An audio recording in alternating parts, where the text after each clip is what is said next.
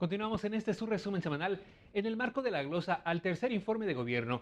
Esta semana compareció ante las Comisiones Unidas de Educación Pública y Servicios Educativos y de Cultura y Cinematografía de la Cámara de Diputados el secretario de Educación Pública.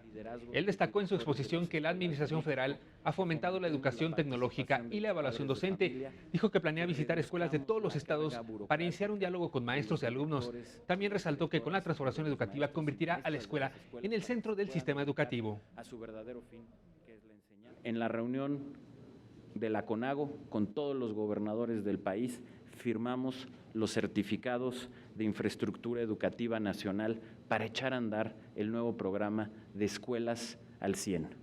Con este programa vamos a tener recursos adicionales hasta por 50,000 millones de pesos para los siguientes 3 años, lo cual nos va a permitir dejar en buenas condiciones o construir hasta cerca de 35,000 planteles.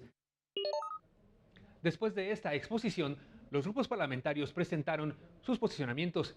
Inició la diputada Norma Edith Martínez del Partido Encuentro Social, quien se refirió a la libertad religiosa en la educación. Dijo que se tiene registro de que en algunas entidades escolares se ha denunciado la existencia de una ideología de género, por lo que pidió una respuesta al secretario. En este contexto, le pido respetuosamente, señor secretario, dé respuesta como factor esencial para la calidad educativa al llamado a luchar por el respeto a la dignidad humana del hombre y de la mujer sin violentar con ideologías que atentan contra nuestra Constitución. ¿Cómo podremos hacer posible que esto sea realidad? Pero por supuesto que la educación de este país parte de un principio laico. Así es como nos estamos conduciendo, así es como nos seguiremos conduciendo, y cualquier irregularidad a este respecto será investigada y, en caso de encontrarse así, sancionada de acuerdo a lo que nos marque las leyes. Por Nueva Alianza, el diputado Manuel Alexander Cetina dijo que las necesidades educativas de la población deben ser atendidas, por lo que cuestionó los recortes presupuestales al ramo educativo. Aunque el secretario refutó señalando que el presupuesto que se aprobará para el 2016 será el más elevado. En el proyecto de presupuesto para el 2016, en el rubro educativo, se contará con no menos de 709,000 millones de pesos.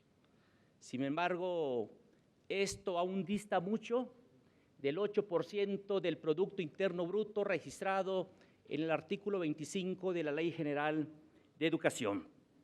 La suma global de todo el presupuesto federal para el próximo año alcanzará los 709,000 millones de pesos. Es sin duda la cifra más alta que se ha invertido en la historia de este país en educación. Estamos hablando de casi 5 puntos del Producto Interno Bruto, es de alrededor de 4.8%, 4.7% del Producto Interno Bruto, y esto es un incremento respecto al presupuesto del año pasado de 27,000 millones de pesos. Por Movimiento Ciudadano, la diputada Mirza Flores se refirió a la opacidad con que se manejan los recursos del Fondo de Aportaciones para la Educación Tecnológica y de Adultos. Criticó que el gobierno mexicano no eleve el gasto en ciencia y tecnología. Pero no se parece casi nada.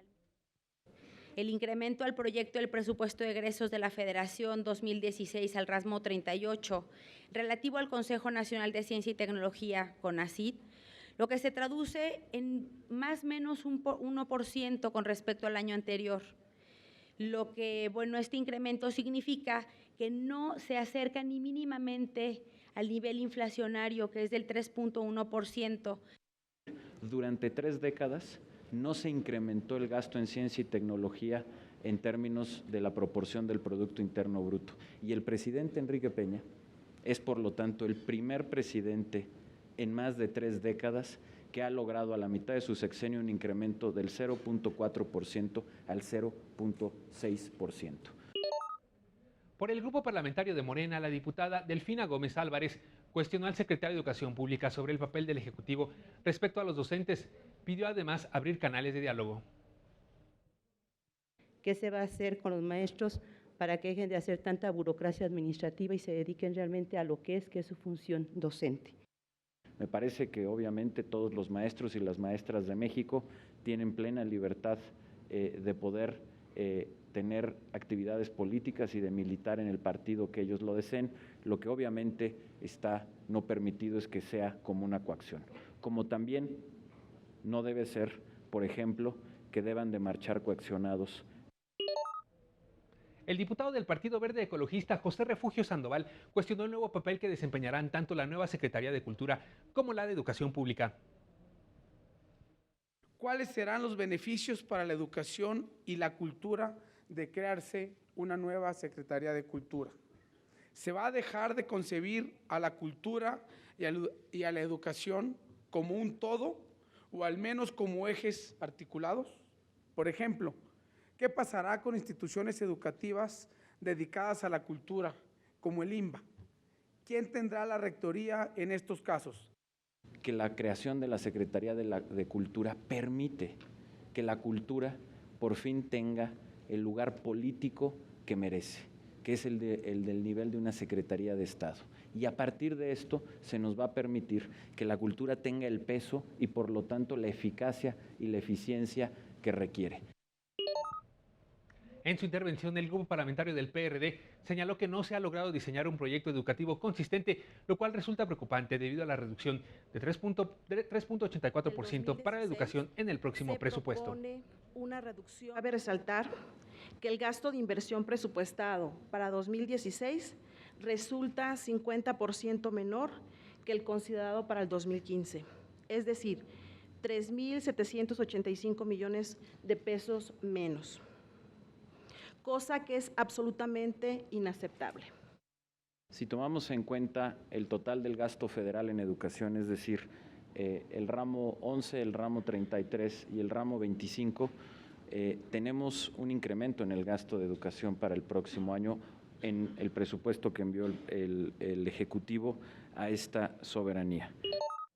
Por otra parte, la fracción del Partido Acción Nacional dijo que es incongruente que el presidente Peña Nieto hable de una imperativa acción de la cultura, pero al mismo tiempo pida que el gobierno se apriete el cinturón en esa materia. La erogación de más recursos. Debemos entender la propuesta de crear la Secretaría de Cultura y a la vez reducir el presupuesto federal en materia de cultura, como lo contempla el proyecto de egresos de la Federación 2016.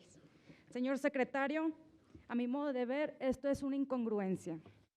Genera más burocracia porque lo que hace es llevar a nivel de secretaría a los distintos órganos del Estado mexicano que hoy se dedican a fomentar, apoyar o a crear cultura y a partir de esta posición política poderlo hacer con mayor fuerza.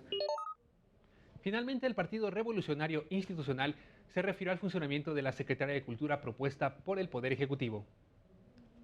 Le solicito de la manera más atenta nos explique las razones que llevan al Gobierno de la República a impulsar una iniciativa de reforma orgánica de esta naturaleza, así como los objetivos que se persiguen con la creación de la Secretaría de Cultura. El crecimiento de las responsabilidades. Los países que han hecho como prioridad la cultura han creado una secretaría o un ministerio para que pueda tener el rol y el peso político que debe. Yo diría que en México hemos incluso llegado tarde. Yo decía, en la última década 30 países han llegado a esto. Vamos a un corte y al regresar le tenemos toda la información sobre la última comparecencia en la Cámara de Diputados. Esta fue la del secretario de Gobernación. Quédese con nosotros.